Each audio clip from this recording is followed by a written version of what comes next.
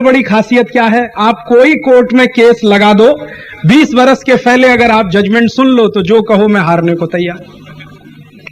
20 वर्ष तक अपील पे अपील, अपील पे अपील, अपील पे अपील चलती रहेगी। केस लगाने वाला भी मर गया, जीतने वाला भी मर गया, हारने वाला भी मर गया, और केस अभी चालू है, चालू है, चालू है। ऐसा देश है ये। एक जमाना था जब हिंदुस्तान में राजा महाराजा हुआ करते थे, जिनको आज हम गाली देते हैं, लेकिन उन राजा महाराजाओं के जमाने के कानून कैसे हुआ करते थे।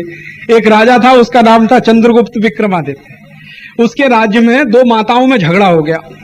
एक बच्चा था, दो माताएं थी। एक माँ कहती थी मेरा बेटा, दूसरी माँ कहती थी मेरा बेटा। अब दोनों लड़ते हुए राजा के पास पहुंचे। राजा ने कहा मामला क्या है? तो दो माताएं, बच्चा एक, अब किसका है बच्चा ये फैसला करना है। तो चंद्रगुप्त ने कहा अच्छा तलवार लेके आओ और बच्चे को आधा आधा काटो। तो जैसे ही तलवार आई और बच्चे को काटने के लिए तलवार उठाई गई तो जो असली मां थी वो चिल्लाने लगी, कहने लगी नहीं नहीं इसको काटो मत, भले तो दूसरी मां को दे दो, जिंदा तो रहेगा।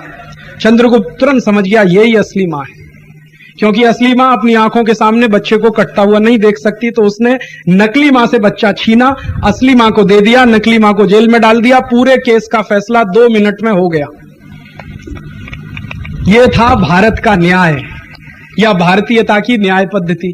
अब मैं आपसे कहता हूं कि इसी केस को लेकर आप सुप्रीम कोर्ट चले जाओ, ठीक यही केस, दो माताएं हैं, एक बच्चा है, आप सुप्रीम कोर्ट में केस कर दो, मैं आपको गारंटी देता हूं कि 20 साल के पहले जजमेंट नहीं आएगा। और हो सकता है दोनों माताएं मर जाएं, बच्चा भी बड़ा होकर मर जाए, लेकिन केस चालू रहेगा। यह है अंग्रेजों की न्याय पद्धति। न्याय इसमें होता ही नहीं है। आप जानते हैं क्या होता है? कोई भी न्यायाधीश ये नहीं कहता कि मैं न्याय देता हूं। हर न्यायाधीश ये कहता है कि मैं कानून के आधार पर फैसला करता हूं, न्याय नहीं देता हूं। न्याय में और फैसले में जमीन आसमान का फर्क है। जरूरी नहीं है कि कानून के आधार पर दिया गया फैसला न्यायप्रिय हो, अन्यायप्रिय भी हो सकता है। अच्छा, न्यायाधीश कानून के आधार पर फैसला देता है, न्याय नहीं देता, फिर हम उसको न्यायाधीश क्यों कहते हैं?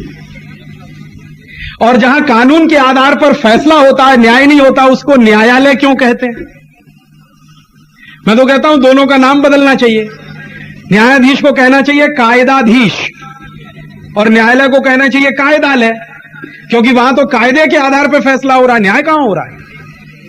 अगर न्याय होता तो भारत में तो गाय माता है, उसको तो कत्ल करना भी जुर्म है, डंडे से मारना भी जुर्म है। न्याय तो यह कहता है हमारा, लेकिन कानून यह कहता है कि डंडे से मारना जुर्म है, कत्ल करना जुर्म नहीं है, यह कानून कहता है। तो कानून क्या है, न्याय क्या है, आप समझ लो।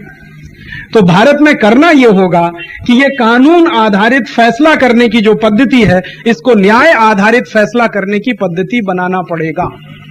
और ये कब बनेगी? जब अंग्रेजों के बनाए गए कानून हटाए जाएं, 34,000 कानून रद्द किए जाएं और आज की जरूरत के हिसाब से नए नियम बनाए जाएं, जो भारतीय मान्यता, भारतीय परंपरा और भारतीय संस्कृति से ध्यान रखकर लिए गए हों, ना कि इसके विरुद्ध हों। तब हमें सुख मिलेगा, शांति मिलेगी, तब हमें चैन मिलेगा। और सुख शांति चैन मिला, आपका जीवन आराम से कटेगा, मेरा भी कटेगा। यही हमें करना है। लोग कहते हैं कि हम बहुत दुखी हैं। ठीक है, आप दुखी हैं, मैं भी दुखी हूं। दुख का कारण क्या है? दुख का कारण ये व्यवस्था है, और हम दुख का कारण ढूंढ रहे हैं हमारे अंदर।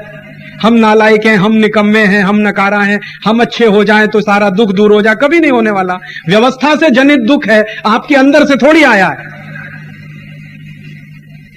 बहुत लोग कहते हैं हमें दुख दूर करना है, हम ध्यान करेंगे, प्राणायाम करेंगे, योग करेंगे, 20 दिन साधना में जाएंगे, कितना भी कर लो दुख दूर होगा ही नहीं, क्योंकि जो व्यवस्था में से निकला हुआ दुख है वो आपके ध्यान प्राणायाम साधना से थोड़ी दूर होने वाला। आप हिमालय में चले जाओ तो भी दुखी रहोगे, क्योंकि पुलिस वाले का डंडा वहां भी आपके ऊपर फटक सकता है।